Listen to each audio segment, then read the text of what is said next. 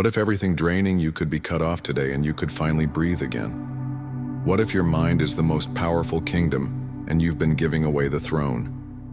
What if mastering your mornings could ignite a fire so strong that no chaos could touch you? Welcome back to my channel, Stoic friends. Have you ever opened your eyes and felt like the world was already trying to break you before your feet even hit the floor? Your soul's already tired. The weight of expectations, pressure, fake smiles, loud thoughts, all crashing down in silence. You stare at the ceiling, frozen, dreading a day that hasn't even begun. I know that feeling, that quiet war inside your chest, the kind that doesn't scream but suffocates. That's when I found Stoicism, not as some poetic philosophy, but as a last line of defense, as a weapon to claw my energy back from the things draining it. Not a mantra, not a quote, but a declaration of war against the chaos I'd let live rentre in my mind. Marcus Aurelius said, "You have power over your mind, not outside events. Realize this and you will find strength." That's not a quote. That's a reminder from a man who led armies while battling storms inside himself. It means you stop bleeding energy into things that don't deserve it. You stop giving your peace away like it's nothing. This isn't about pretending life is easy. It's about becoming unshakable in the middle of the fire. It's about rising when everything says you should collapse. Today is not a lesson, it's a reckoning. You're about to remember who you are. We're not walking through 5 soft tips. We're tearing through 5 brutal truths that will force your energy back into your hands. Each one laced with stoic grit, real-world scars, and raw fire that'll hit harder than any pep talk. This isn't for the weak. This is for the ones who are sick of being tired, sick of being scattered, sick of waking up with no fight left. You're not broken. You're drained. And we're about to change that. Before we start, I want you to do something with intention. Not lazily, not like it's a habit. I want you to hit that like button like you're punching the ground and refusing to stay down. Drop a comment below. I am the master of my energy. Say it like you mean it. Share this with someone you know is crumbling behind a strong face. And subscribe, because what's coming next isn't just content. It's a fire lit straight into your nervous system. Now close your eyes. Breathe in. You're standing at the edge of something bigger than comfort. A storm is behind you. The path ahead is wild, unpredictable, but it's yours. You feel it in your gut. It's time. Let's music begin. Number 1, cut off the leaks. Energy is bled, not stolen. Your strength isn't ripped from you in one dramatic moment. It's not stolen in broad daylight by some obvious enemy. It disappears slowly, quietly, in moments so small you don't even notice until one day you're on your knees, hollowed out, wondering how the fire turned to ashes. You didn't lose your power. You bled it. Tiny drops, silent leaks given away every time you chose peace over self-respect, comfort over clarity, or noise over your own goddamn soul. You don't collapse from a single punch. You crumble from 1,000 ignored instincts. That text you knew you shouldn't answer. That room you knew you shouldn't enter. That person you knew you should have let go. But you stayed. You said yes with a tight jaw. You stayed calm while your spirit screamed. That's the cost. You betray yourself to keep the wrong peace and wonder why your soul won't settle. People don't break you. They wear you down. They drain you slowly by expecting you to carry their chaos. They don't ask how you're doing. They just keep taking. And the worst part, you let them. You handed them the knife. You opened the gate and told them your weak spots. And they stabbed again and again while smiling in your face and calling it love. Marcus Aurelius once wrote, "If you are pained by any external thing, it is not this thing that disturbs you, but your judgment about it, and it is in your power to wipe out this judgment." Now that's not just philosophy, that's blood-wrapped truth. It means this: you suffer because you keep assigning weight to things that don't deserve your energy. You bleed because you keep letting worthless opinions dictate your worth. The pain isn't out there. It's in how you let it in. You're not exhausted. You're overextended. You're not confused. You're surrounded by noise. Your spirit isn't broken. It's suffocating under the weight of all the things you said yes to when your gut was screaming no. You're leaking. Not because you're weak, but because you haven't locked the doors on the parts of your life that need to stay out. Cut off the access. Clean, ruthless, silent. Let the doors slam. Let the silence stretch. Let the absence echo. You don't need to explain why you're leaving. Just leave. You don't need to send a final message. Your silence will be the loudest thing they've ever heard. You are not a well for the ungrateful. You are not a charger for people who keep draining you. You are not a crutch for those who refuse to walk on their own. You are fire. You are steel. You are sacred ground. And not everyone deserves to stand on you. Cut off the leaks. Not later. Not gently. Now. Because every drop of energy you waste on the wrong people is stolen from the man you were meant to become. Number 2, your attention is your kingdom. Guard it with teeth. What you give your attention to is what you give your life to. It's that simple. Every second you look at something, think about someone, argue about nothing, it's all rent-free. Space in your head and they're squatting in your kingdom. That's not just time wasted. That's a crown dropped. That's a throne handed to fools. Your attention is gold in a world starved for meaning. And if you hand it out like candy, don't cry when you're broke, drained, and lost in a life that doesn't even feel like yours anymore. You don't lose your focus in one big crash. You get chipped away, notification by notification, drama by drama, doom scroll by doom scroll. 1 second you're thinking about your future, and the next you're watching strangers argue online about things that have nothing to do with your path. 1 second you're in your body, and the next you're a ghost, drifting through other people's noise. Trapped in a digital maze that feeds on your soul and spits out distraction. And you wonder why you're anxious. You wonder why you're tired all the time. You wonder why your goals keep slipping through your fingers like smoke. It's because your mind is no longer yours. It's been hijacked. Not by some villain in the dark, but by the slow poison of wasted attention. You are not broken. You're just bleeding out through your focus. Seneca once wrote, "There is nothing the busy man is less busy with than living." That's the dagger. That's the wake-up call. You can spend your entire life doing everything except the one thing that matters. Living with intention, breathing in your present moment, building your future with precision, protecting your mind like it's your last weapon, because it is. You don't owe your attention to every message, every opinion, every trend, every crisis that flashes across your screen. You don't need to keep up. You don't need to be available. You don't need to answer. In fact, the more you pull your focus inward, the clearer everything becomes. What they call missing out, you'll call freedom. What they call rude, you'll call peace. Lock the gates. Draw the line. If it doesn't build you, it's breaking you. If it doesn't lift your vision, it's lowering your power. Every glance, every scroll, every swipe, it all adds up. One careless click and you're off track. One conversation with the wrong person and you're questioning your worth again. Attention is energy, and energy is everything. Guard it with teeth, so if you have to, rip the res back into your hands. Turn your phone off without guilt. Leave messages on read without shame. Let people think what they want while you build in silence. Your future isn't built by being liked. It's built by being locked in, obsessed, dialed in, like your life depends on it, because it does. They want your attention because it's power. The more they have, the less you do. Every algorithm is designed to keep you chasing. Every platform is designed to keep you scrolling. But you weren't born to be fed crumbs by machines. You weren't made to be distracted to death. You were built for war, and focus is your sword. Your attention is your kingdom. And you are either the ruthless king guarding it, or the servant handing out the keys. Choose wisely, because what you focus on you fuel, and what you fuel becomes your fate. Number 3, stop explaining yourself. Your energy isn't a negotiation. There comes a time when you have to stop breaking yourself down just to be understood by people who've already decided not to hear you. You weren't born to be a press release. You weren't put on this earth to be picked apart, second-guessed, or put on trial. Every time you choose peace over performance, let them talk. Let them misunderstand. Let them twist the story. You do not exist to babysit someone else's perception of you.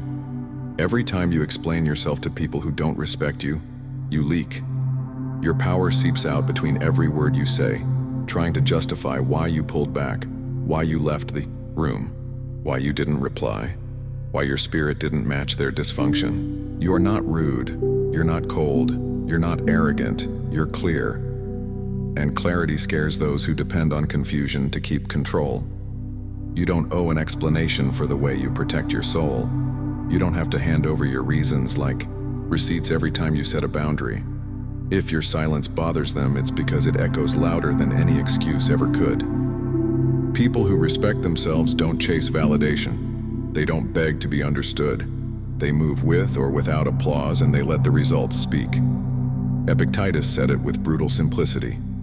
If anyone tells you that a certain person speaks ill of you, do not make excuses about what is said of you, but answer. He was ignorant of my other faults, else he would not have mentioned only these. That's not just confidence, that's command. That's the kind of self-possession that turns noise into background static. You don't need to shrink to make others feel comfortable. You don't need to explain truth to people addicted to lies. Let them choke on their assumptions. You've got empires to build. The more you explain, the more power you give away. The more you argue, the more you scatter your energy across battles that don't belong to you. And the people who demand the most explanation, they're the ones who never plan to believe you anyway. They're not listening. They're collecting ammo. Stop handing them the bullets. Start walking in silence. Let your distance be the only answer they get. Let your absence carve more truth than words ever could. The moment you stop explaining is the moment you start reclaiming your energy, your peace, your power. If your presence is questioned, let your absence speak volumes.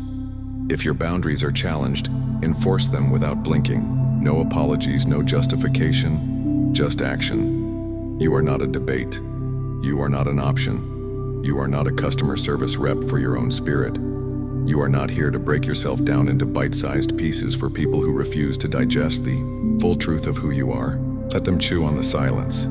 Let them sit with the echo of your non-response. Let them wonder why you stopped showing up, and let them never get the answer. Your energy isn't a negotiation, it's a declaration. And once you make peace with being misunderstood, you become untouchable. Number 4, master your mornings. That's where your energy is forged. The battle for your life doesn't start in the loud moments. It starts in the silence. It starts in the first breath you take, before the world starts pulling at your throat. Your morning isn't just another part of your day, it's the furnace, it's the forge. It's where your energy, mindset, and momentum are either built like iron or broken like glass. You don't rise with strength by accident. You train for it. You earn it. And it begins the second your eyes open. If the first thing you reach for is your phone, you've already lost. You've handed over the wheel before you've even stood up. Before your feet hit the ground, you've let strangers into your head, let headlines shape your mood, and let the noise of the world invade the calm. You were meant to command. You can't lead your day when you started like a servant, scrolling, reacting, consuming. Your mind was made for clarity, not chaos. Your power comes from what you do when nobody's watching, from how you breathe in the dark, from how you sit in the stillness and face the parts of yourself you've been avoiding. Morning is where you plant your flag. It's where you decide, today I run this show. Not my cravings, not my mood, not my past. Me. And that decision, the one you make before the world wakes up, is what sets the tone for everything else. The Stoics understood this. Discipline wasn't a buzzword for them. It was armor.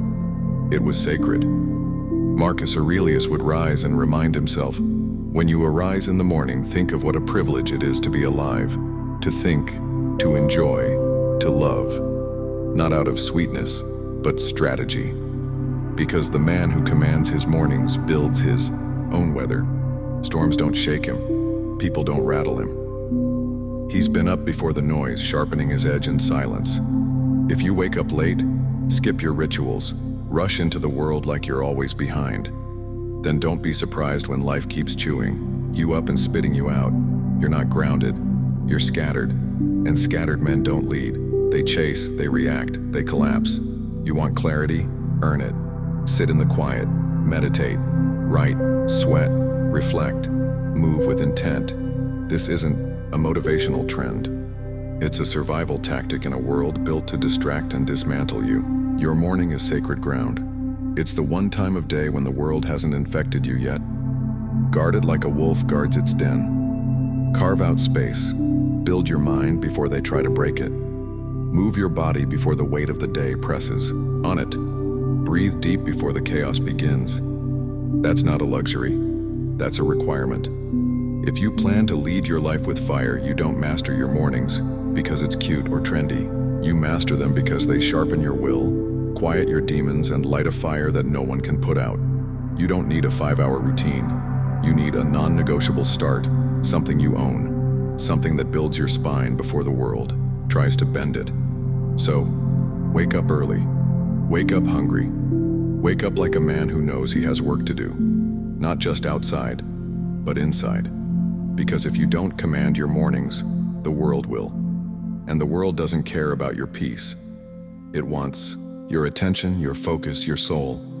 Rip it back. Your energy is forged before breakfast, not in the meetings, not in the gym, not on the battlefield. In the silence, in the stillness, in the fight you win before the day begins. Number 5, stop giving first-ass energy to economy people. You're running yourself into the ground, bleeding your brilliance into the hands of people who treat it like it's nothing more than pocket change. You keep showing up full of fire for people made of ash. You keep handing out your peace to souls that only know how to poison it. And deep down, you feel it. You're burning out. Not from the work, but from the weight of being unappreciated by the very ones you're breaking yourself for. You give the best hours of your day, the clearest parts of your mind, the deepest corners of your heart, to people who wouldn't cross the street for you if you were drowning. You pour loyalty into people who leave you hanging the second your shine dims. You explain yourself to cowards. You beg for decency from the emotionally bankrupt. You're trying to build palaces with people who only bring wrecking balls, and it's killing you.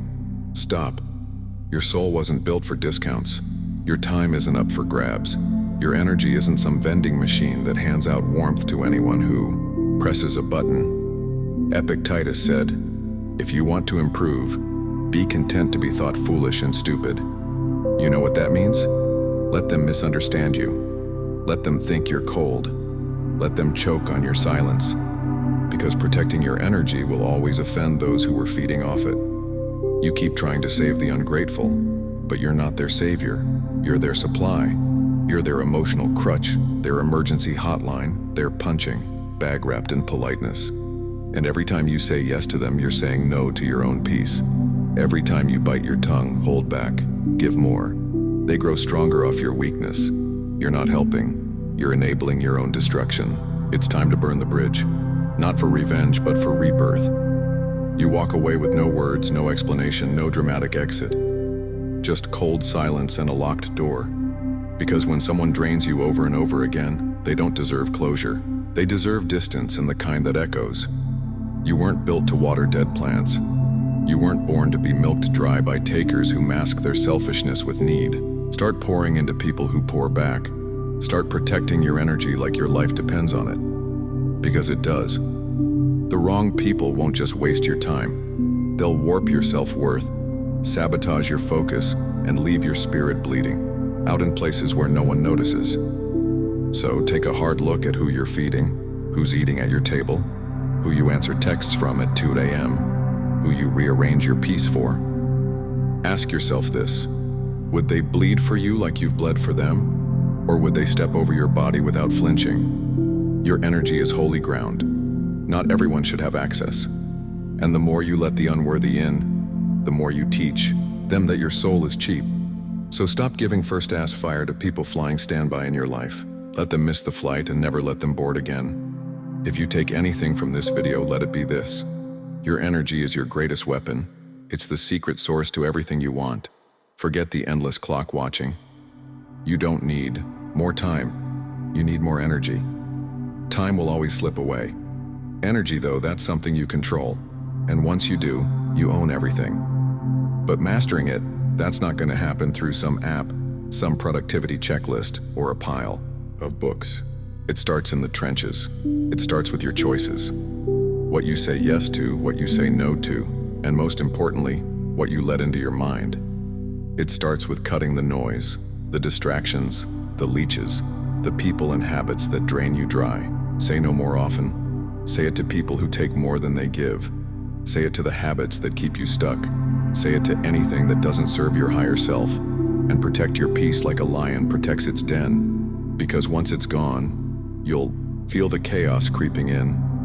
When your energy is clean, your mind clears. Your decisions get sharper. Your presence gets louder. You walk in a room and people feel the shift. And the people who once tried to throw you off course, they get quieter, not because they back off, but because you stopped giving them the mic. You stopped handing over your power. Thanks for watching, Stoic friends. If this video hit you hard, drop a comment and tell me what part shook you the most. I want to hear it. I want to feel the weight of this transformation with you. Don't forget to like, comment, and subscribe, because we're not just passing through this. We're building something real here. A community that understands the power of energy, of focus, and of unbreakable will. And remember, your energy is not cheap, so stop giving out discounts. See you in the next one. Stay grounded, stay powerful, stay stoic. Music.